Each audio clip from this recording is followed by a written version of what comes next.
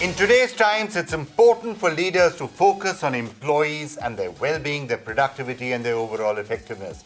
With a war for talent, it's becoming more and more important to drive cultural transformation aimed at employee well-being. Let's now explore in conversation with Rishad Premji, Chairman of Wipro, how people and culture are balancing employee and customer experience across industries. Rishad, it's such a pleasure talking to you once again, and as you can see, slowly we are starting to move out of having to talk, only across computer screens. How have these months been, and what are some of the major learnings that you've got, especially when it comes to employee welfare? Vikram, it's good to talk to you again. And, the world has changed so dramatically in these last 18 months. And, it's an obvious statement, but it's still quite profound and deep as to how much the world has changed. And, from moving people physically home to ensuring that they were safe, to ensuring that they were connected, to ensuring that they were productive, has been a real learning, Vikram, for us. And for me, the biggest and probably the most important learning is you've got to be very clear what you're prioritizing and what's most important. And we were very clear back then that the most important thing, number one, was the safety of our employees, that they were sort of careful, that they were taken care of, that was the number one thing that we were prioritizing. And so we were very clear with our customers that we needed their support to ensure that our employees were more safe, right? And then moving from there to a world where they could actually be connected and productive and feel a sense of belonging. And it's been a big journey of learning. And my personal learning for me has been that the most important thing is strong employee engagement and connectedness. Nothing replaces good old connecting with people, I remember talking to a customer who said this to me once. He said, in these COVID times, I spend every 2 or 3 weeks reaching out to each of my team members, and I spend 5 minutes with each of them, and I have a 15 direct reports, so I'm spending 75 minutes every 2 or 3 weeks, and all I'm reaching out to them and saying, look, I have no agenda. I'm just calling to say hi. I'm just calling to see how you're doing. I'm just going to see if I can be helpful in any way, if the organization can be helpful in any way. And that's remarkable how much connectedness that drove. And so we spent a lot of time just trying to be connected to people, making sure that they were okay, truly caring for their well-being. And I think that's become an inherent, integral part of what people expect from the people they work with, from the organizations that they work with. So big changes. So, clearly employees are the pillar in just about any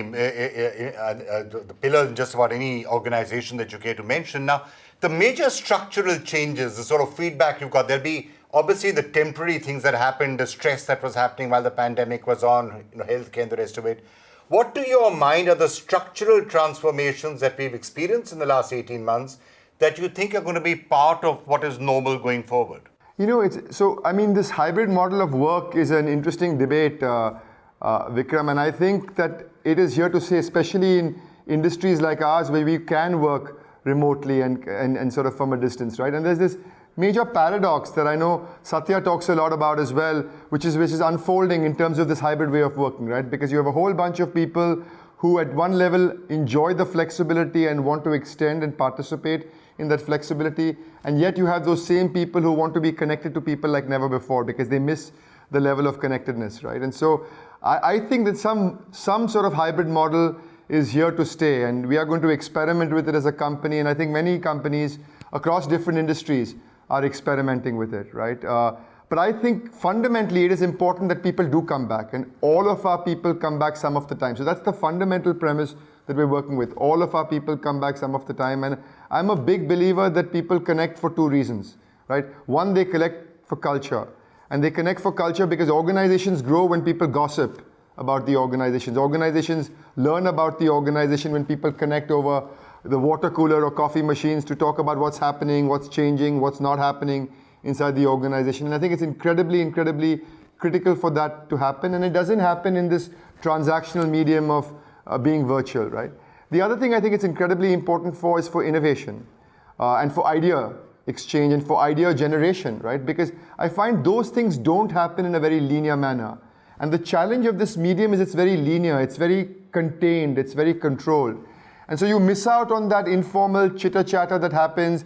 You miss out on people sitting frustrated in a conference room because something has not gone well, and suddenly something strikes and they can and they can take that forward. So I'm a big believer that people should come back. We're very keen that people come back, and people come back some of the time, but all of the people come back some of the time. So certainly people coming back with their own teams. Equally, I'm very excited about what the hybrid model allows you to participate in, right? So it allows you to include many people who couldn't be included in the workforce before. It allows you to include people perhaps who are living in tier 3, tier 4 cities and want that flexibility of living in tier 3, tier 4 cities, right? Even today, about 35 to 40% of our people have gone back to their native places, to their hometowns, and are working from there and working from there productively.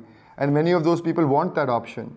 There are women who want flexibility, who want to be able to work on a permanent basis from home, and how do you accommodate that? There are people with disabilities that you can include. And so your talent base also changes dramatically with this sort of new paradigm of work. And perhaps we may also need to have some flexibility to allow some portion, a smaller but some portion of our people to have more flexibility to work from remote places and perhaps come into the office on a less frequent basis than the regular rhythm of maybe 2 or 3 days a week. So just out of curiosity, I wonder if you've done any straw poll. You have so many employees. Did the majority of them prefer being at office, or did the majority of them prefer being at home? No, and that's why there's a little bit of this paradox, Vikram, that's playing out, because many people want the flexibility. So people are telling you, hey, I want the flexibility of working from home and I enjoy it. And a large chunk of people are saying that. And equally a large chunk of people are saying, hey, look, I want to be connected and I want to be meeting people and I want to be face to face with people, right? And you have to strike that right balance between how much flexibility do you give people to work from home and yet how much do you need them in the office to be connected with people, right? The other challenge for the technology industry, Vikram, at large is, we have a large chunk of people who've joined us in the last 18 months, right? We've had over 60,000 new employees join us in the last 18 months who've never walked into a Wipro office, who are probably only engaging with their manager and maybe a few other people. And so all they know of the company is they get a paycheck from the company and they engage with 1 or 2 leaders. That's their understanding of Wipro. And so it's incredibly important that we connect with these folks. And so coming back and connecting, I think, is of huge importance. And the quantum we'll discover, I think, in the coming months. Right, now we're hearing a lot of talk about a war for talent out there, right? Because there's a lot of expansion that obviously seems to be happening in companies like yours, and there's a war for talent out there, and also the need for reskilling is being spoken about all the time. I was just seeing you at the launch of Future Skills, and you were talking about it there. How are those trends playing themselves out right now? No, Vikram, it's real. If you ask me the number one, and I'll be so bold to say the number one challenge for the industry is just talent, right? The companies who win the war on talent win the game at some level. There is such a huge mismatch today between demand and just availability of supply. So there's a lot of effort being put at multiple different levels. There's an effort being put at an organization level where we're spending an inordinate amount of time and money trying to reskill and upskill people. At an industry level, we're spending an enormous amount of time. You alluded to the Future Skills platform. I think it's an incredibly important thing that people recognize the need to be constantly upskilling or they'll just get left behind. And the fact that we're doing this at an industry level where we're looking to reskill 2 million of the 4 million people who today are employed by the industry is incredibly important, right? So I think just focusing on reskilling talent is incredibly important.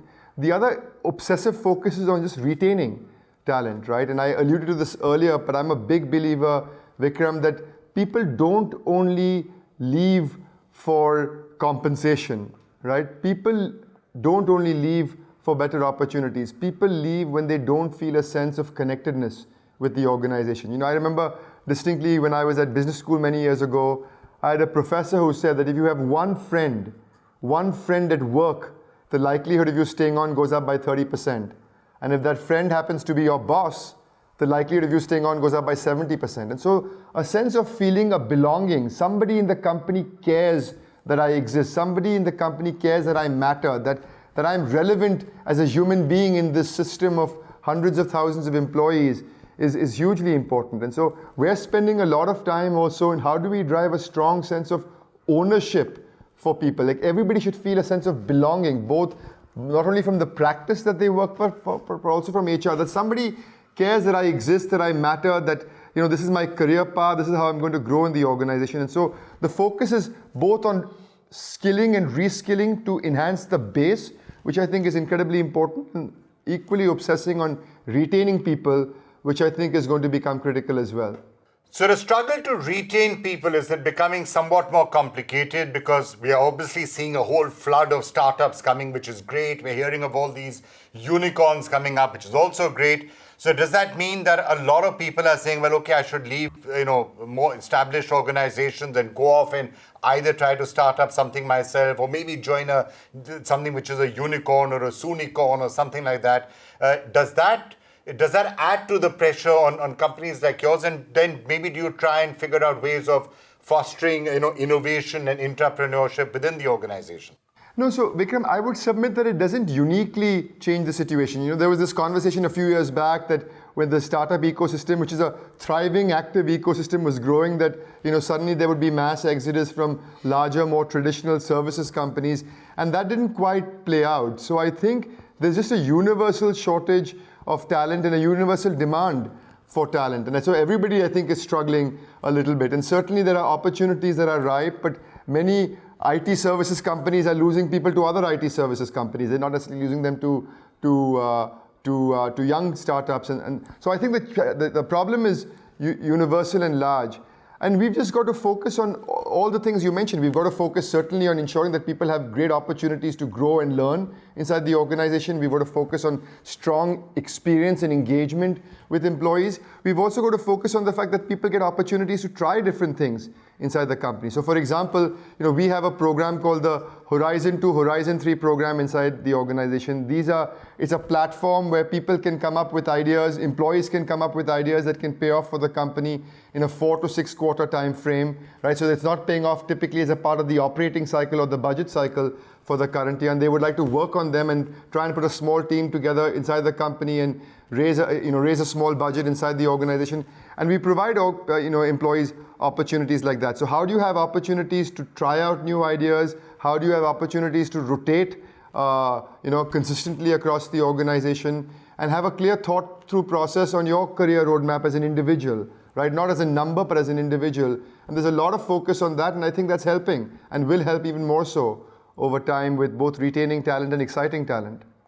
So you're describing a period of fairly considerable and massive transformation that's taking place, right? Skilling, and how do you change yourselves, and how do you retain talent, and how do you evolve work environments, and how do you manage a hybrid work system? So I'm sure that every company must be charting its own journey. But what would be 2 or 3 of the major lessons that you have encountered at Wipro, which you think others may do well to learn from?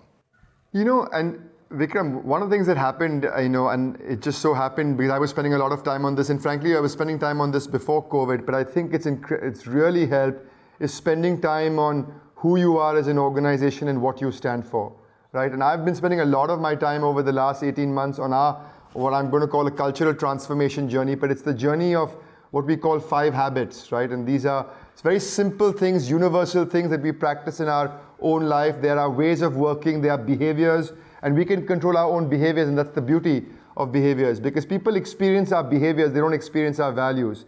And so we've been spending a lot of time on how do we drive a mindset and a ways of working that is driving a cohesive, collaborative, one Wipro mindset, right? And these 5 behaviors are around, being respectful, being responsive, so connecting, always communicating at all levels across the organization, good news, bad news, what's working, what's not working, being a steward of the company, demonstrating stewardship, so putting Wipro first. Nobody wins if the company doesn't win, and then building deep trust, which is incredibly important in these times of disconnectedness at some level, right? And so I'm spending a lot of my time, Vikram, on this. I just did my 86th session this morning. I've spent over 300 hours. I've met over 24,000 of our employees. And it's been remarkable because it's given a real sense of connectedness to our leaders, but also given me a real sense of what is happening and not happening in the company. So I think that's something that we've spent a lot of time on and has been incredibly powerful. We've also been through our own journey of dramatic change. Right? We've been through we had a new CEO, Thierry, join us in May, June. Well, he signed up in May. He joined us in July of last year. came to Bangalore in an official capacity for the first time this October. And so we've been through tremendous change as an organization. And the one big learning has been that you cannot over-communicate, right? There's no such thing as over-communicating. Constantly connecting with people at all levels of the organization on a continuous basis is the recipe for an organization feeling a sense of strong belonging. So I would say the cultural thing that we're driving and a strong sense of over-communicating, I think have been really helpful for us over these last 18 months. Right, Rishad, so you've spoken about some of the cultural tenets, but what do you think are the leadership essentials that are really core? Because at the end of the day, for transformation to be really successful and constant, leadership would be required. Yeah, absolutely. I mean, the reality is that, every business today is becoming a technology business. Every business today is becoming digital first. So the reality is that our customers' environments are changing dramatically. The reality is that the technologies that enable that digital first world are changing dramatically. And so there is no alternative to having a constant learning mindset and a mindset to continuously evolve, to innovate, to reskill.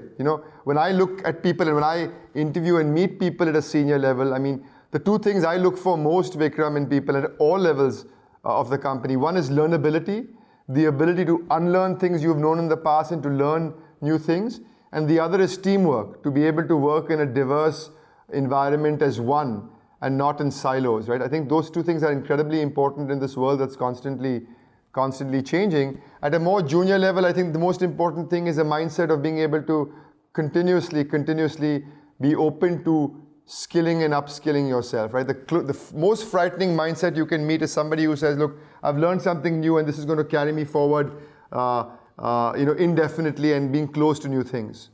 Right. So one last, question, if I could fire at you. This whole day is really essentially about trying to figure out how does one be future ready? How should organizations be future ready? How should people be future ready? If I had to ask you, what is really required to be future ready in this environment? No, Vikram, there's no aha answer. My view of being future ready is being able to have a mindset of openness.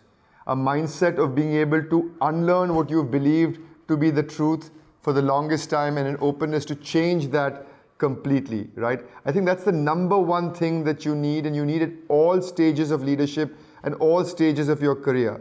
And I oftentimes worry when you meet senior people who've been incredibly successful, having a more fixated mindset about how things ought to get done than how this new world works, right? To me, that's the number one thing to be future ready, to be open to changing what you've known and to try new ways of doing it, right? And then the modesty to learn. I would tell you, for example, I have a coach inside the company who teaches me, who I talk to once a month for an hour, just about new technologies and what's happening in the world. Somebody I'm not embarrassed to ask all my basic and dumb questions. And I think those kinds of things are incredibly important to keep up with the times, to have someone who's, a new kid off the block who knows much more about the way the world is going technologically, at least in this case, and being open to learn from them, right? And being able to sort of imbibe what they have to share with you and take it forward. So the ability to unlearn and learn new things, I think, is going to be incredibly important. Rishad Premji, those are really valuable lessons for all of us. Thank you so much for joining us at Microsoft Future Ready. Thanks so much, Vikram, for having me.